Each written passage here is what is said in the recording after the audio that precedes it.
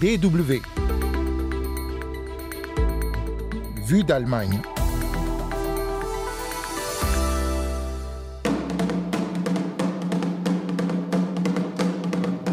L'Allemagne veut faciliter l'accès à l'emploi à la main-d'œuvre étrangère qualifiée. Les partis du gouvernement se sont mis d'accord pour réformer la loi sur l'immigration afin d'attirer les travailleurs étrangers, mais sous certaines conditions. Le mois d'octobre est traditionnellement riche en événements culturels. Le Salon du Livre a ouvert ses portes à Francfort avec une intervention remarquée de l'auteure féministe nigériane Chimamanda Ngozi Adichie, tandis qu'à Londres, c'est l'art africain qui était à l'honneur à la foire d'art contemporain 154. Voilà pour le menu de votre magazine Vue d'Allemagne. Willkommen et bienvenue.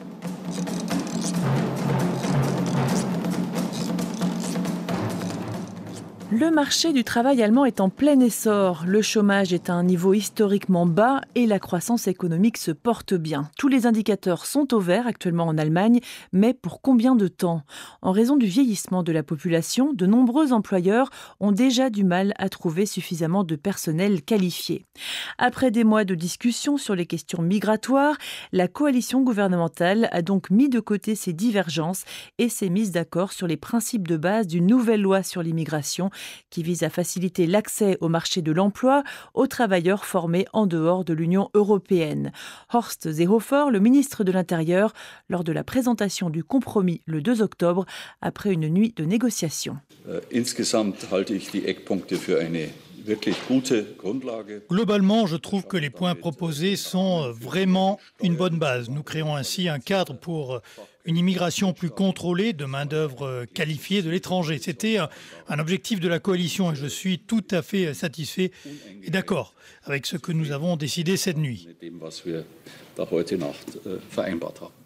La nouvelle réglementation doit permettre aux ressortissants de pays tiers de travailler en Allemagne, même sans diplôme universitaire, pour une durée de 6 mois, à condition d'avoir une qualification professionnelle reconnue, de parler suffisamment l'allemand et de subvenir eux-mêmes à leurs besoins. Selon les estimations, l'Allemagne a besoin d'attirer environ 440 000 travailleurs qualifiés chaque année pour combler la pénurie de main-d'œuvre. Celle-ci coûte déjà environ 30 milliards d'euros par an en perte de croissance économique. Hubertus Heil, ministre de l'Emploi et des Affaires sociales. La première chose, c'est que nous ne permettons plus seulement à des personnes diplômées de venir en Allemagne, mais que nous ouvrons cette possibilité aux personnes qui ont des qualifications professionnelles, parce que nous en avons besoin en Allemagne. Et la deuxième chose, c'est que nous permettons à des personnes ayant une qualification professionnelle et parlant l'allemand de venir chercher un emploi ici en Allemagne pendant 6 mois. Reste à définir comment évaluer le niveau de qualification professionnelle ainsi que celui d'allemand requis. La Fédération des industriels allemands a appelé le gouvernement à ne pas placer la barre trop haut pour que la nouvelle loi ait l'effet souhaité. En plus d'attirer les travailleurs qualifiés pour compenser les besoins du marché du travail, le gouvernement d'Angela Merkel veut également régler une bonne fois pour toutes la question controversée des migrants dits tolérés. Il s'agit de demandeurs d'asile déboutés qui ne peuvent pas être immédiatement renvoyés dans leur pays et attendent souvent plusieurs années de connaître leur sort. Leur nombre était estimé à environ 150 000 en 2017. À l'heure actuelle, ces tolérés sont traités différemment selon l'endroit où ils se trouvent en Allemagne. Et même quand ils ont trouvé un emploi, ils doivent redouter d'être expulsés à tout moment. Cela aussi doit changer avec la nouvelle réglementation. Horst Seehofer. On voit toujours les mêmes problèmes revenir sur le devant de la scène. Quelqu'un est ici depuis 4 ans, il travaille et tout à coup, il est arraché à son entreprise pour être expulsé. La population locale se demande si c'est nécessaire. Donc, on a besoin de règles compréhensibles, praticables et non bureaucratiques. Le gouvernement se veut donc pragmatique à un moment où il est fragilisé par la montée de l'extrême droite. Du côté de l'opposition, les critiques ont été mesurées. Le parti populiste AfD a dénoncé la possibilité pour des millions de candidats à l'immigration de rester une fois arrivés en Allemagne, tandis que le parti de gauche Die Linke redoute des conséquences négatives dans le secteur des bas salaires. La réglementation est prévue pour 5 ans, mais le projet de loi doit encore être finalisé et proposé au Bundestag. Les élections régionales qui ont lieu en Bavière se 14 octobre pourrait entraîner des modifications, étant donné que c'est le ministère de l'Intérieur qui doit préparer le projet de loi et que l'avenir politique du ministre Seehofer est incertain après ce rendez-vous électoral. Quant aux conséquences sur la fuite des cerveaux dans les pays d'origine des personnes qui tenteront l'aventure en Allemagne, elles n'ont pas été évoquées dans la présentation du compromis. J'aime pas travailler debout, j'aime pas travailler assis, j'aime pas travailler à genoux, j'aime pas travailler du tout. Il n'y a pas que le travail dans la vie. En Allemagne, le plus grand rendez-vous mondial de l'édition se tient ces jours-ci à Francfort. À l'ouverture de sa 70e édition, le Salon du Livre a invité l'écrivaine nigériane Chimamanda Ngozi Adichie, figure du féminisme en Afrique. Celle-ci a salué l'émergence, il y a un an, du mouvement de libération de la parole MeToo, mais elle a estimé que le chemin à parcourir était encore long. All over the world today, women are speaking up. Partout dans le monde aujourd'hui, les femmes prennent la parole, mais leurs histoires ne sont pas encore vraiment entendues. Il est temps pour nous de ne plus nous contenter de belles paroles et de dire que les histoires des femmes s'adressent à tout le monde, pas seulement aux femmes. L'auteure nigériane Chimamanda Ngozi Adichie qui appelle notamment les hommes à lire davantage de livres écrits par des femmes. Et tandis que le Salon du Livre de Francfort ouvrait ses portes, celle de la foire 154 refermait les siennes à Londres. La 6e édition de la foire d'art contemporain africain a été exceptionnelle selon les organisateurs. Partie avec 15 galeries en 2013, elle en a présenté 43 cette année aux quelques 18 000 visiteurs. 130 artistes étaient également invités. Parmi les stars présentes, l'artiste égyptien Ibrahim El Salahi, le photographe sud-africain Peter Hugo, le dessinateur kényan Evans Mbunga ou encore le plasticien sud-africain Ati Patra-Ruga. 154 s'étend désormais sur 3 grandes villes, Marrakech, New York et Londres.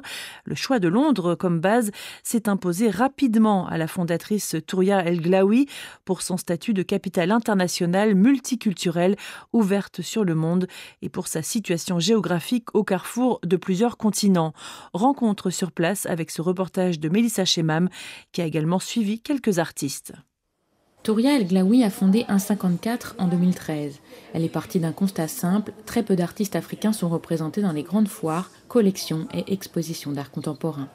Il y avait 0,05% d'artistes africains dedans, je les comptais sur les doigts de la main. Freeze avait 2 galeries sud-africaines seulement sur les 200. Donc ça veut qu'ils avaient peut-être 10 artistes africains sur les 1000 et quelques artistes qui représentaient. Moi je trouve que ce ratio n'est pas confortable par rapport à la création africaine et le fait qu'on représente 54 pays. Depuis, on a quand même des galeries internationales qui ont commencé à représenter des artistes africains.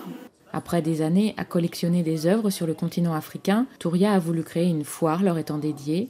Aujourd'hui, 154 a lieu 3 fois par an à New York, Marrakech et Londres et a largement étendu la présence des artistes africains en Occident.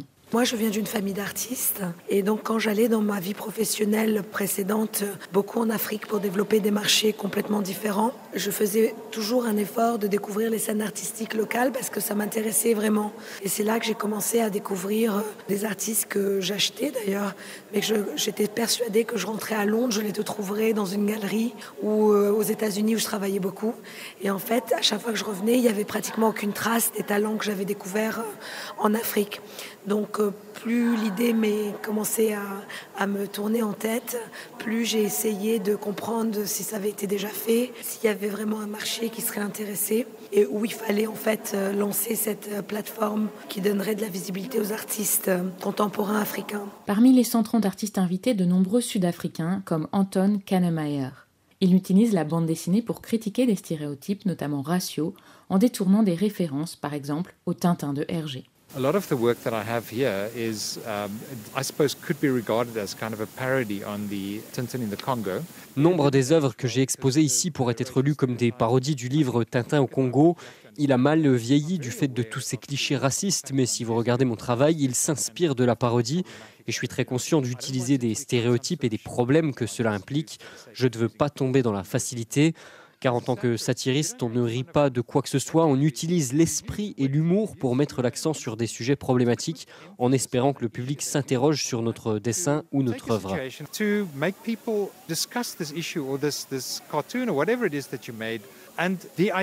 L'idée n'est pas de faire rire sur le dos des gens, mais que les spectateurs regardent ces œuvres et deviennent conscients d'un problème. Qu'ils rient ou non n'est pas important. Ce qui compte est qu'ils en prennent conscience et corrigent ces problèmes. Nou Barreto, photographe et plasticien bissau-guinéen, a présenté une de ses œuvres l'an dernier à New York, ce qui lui a ouvert de nombreuses portes. Cette année, à Londres, son tableau intitulé « État des Unis d'Afrique » détourne la bannière étoilée américaine sous des couleurs plus africaines, rouge, jaune et vert. Je passe ma vie comme artiste à sillonner les choses qui dérangent la société. Je navigue dedans et c'est en fait quelque sorte un médium pour moi d'aborder ce mal de la société que je mets aux yeux de tout le monde. Je dis souvent, un artiste, c'est celui qui sait exagérer les choses. Et pour exagérer, il faut toujours aller dans le sens de ce qui est plus visible, ce qui tape en premier, ce qui qu'on voit tout de suite. Et rien de plus simple que ça, d'évoquer le drapeau américain qui est connu. Je me suis dit, ok, je vais parler de ça en passant par le drapeau. L'idée est née comme ça. Et j'ai décidé en fait juste de changer les couleurs. Une exposition rassemblant ces tableaux sur ce thème se tiendra à Paris en novembre à la galerie Nathalie Obadia. Pour Touria, ces artistes et galeristes sont eux-mêmes des leviers de changement et des passeurs importants pour l'art contemporain africain. Souvent, il suffit qu'il y ait une seule galerie pour faire bouger toutes les choses ou un seul artiste. Donc, par exemple, au Cameroun, on n'a pas vu grand-chose. Barthélemy Togo, avec son centre d'art, fait bouger incroyablement les choses. Il est retourné, il a bâti son centre d'art à Banjul et a créé une dynamique incroyable. Au Ghana, il n'y avait rien jusqu'à 2 ans. On a une galerie d'art contemporain qui s'appelle la Galerie 1957, qui a du coup créé complètement différentes énergies, en créant même des safaris d'art où les gens peuvent aller découvrir Accra, qu'il organise non seulement pour sa galerie, mais pour tout ce qu'il y a autour. Et je pense qu'il n'en faut pas beaucoup pour faire bouger les choses, en fait. Quant à 1,54, elle rouvrira ses portes en février 2019 à Marrakech. Mélissa Chemam à Londres pour la Deutsche Welle.